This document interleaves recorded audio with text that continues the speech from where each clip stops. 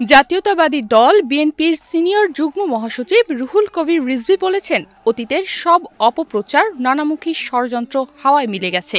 কারণ বিএনপি গণমুখী দল। দলের ভারপ্রাপ্ত চেয়ারম্যান তারেক রহমানের কাছে বিএনপির যার বিরুদ্ধেই অভিযোগ গেছে প্রমাণিত হলেই বহিষ্কার করা হচ্ছে।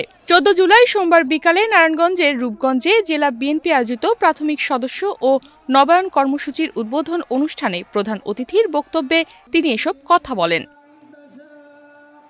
এ সময় তিনি আরও বলেন, দেশে নতুন অশান্তি, অরাজকতা, মব জাস্টিসের মাধ্যমে বিশৃঙ্খলা সৃষ্টি করে বাচ্চাদের দিয়ে বিএনপির নামে কুৎসা রটানো হচ্ছে। অথচ শহীদ প্রেসিডেন্ট জিয়াউর রহমানের স্বাধীনতার ঘোষণা থেকে সুশাসন প্রতিষ্ঠার কথা আজও বাংলার মানুষের মুখে মুখে। সে সময় মানুষ দরজা খুলে ঘুমাতে পারত, স্বাধীনভাবে মানুষ কথা বলতে পারত।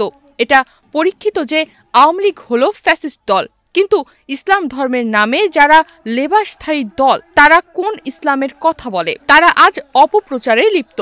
সংবিধানে বিসমিল্লাহ আল্লাহর ওপর আস্থা লিপিবদ্ধ করেছিলেন শহীদ জিয়াউর রহমান। 24-এ যারা শহীদ হয়েছিল, আন্দোলন হয়েছে, সে সংগ্রামের বড় অংশীদার বিএনপি, তারেক রহমান।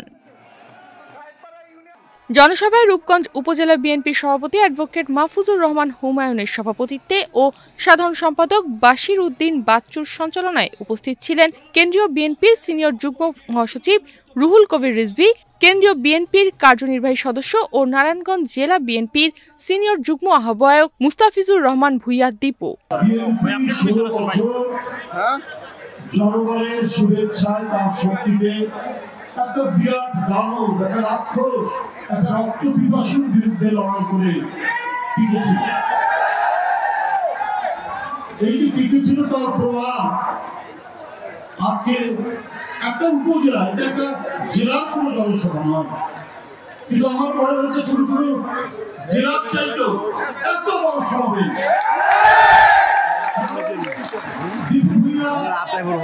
এই রূপগঞ্জ উপজেলা পৌরসভার প্রতিটি মানুষের কাছে, প্রতিটি মানুষের সুখে দুঃখে আনন্দ বেদনায় সে অংশীদারিত্ব করেছে।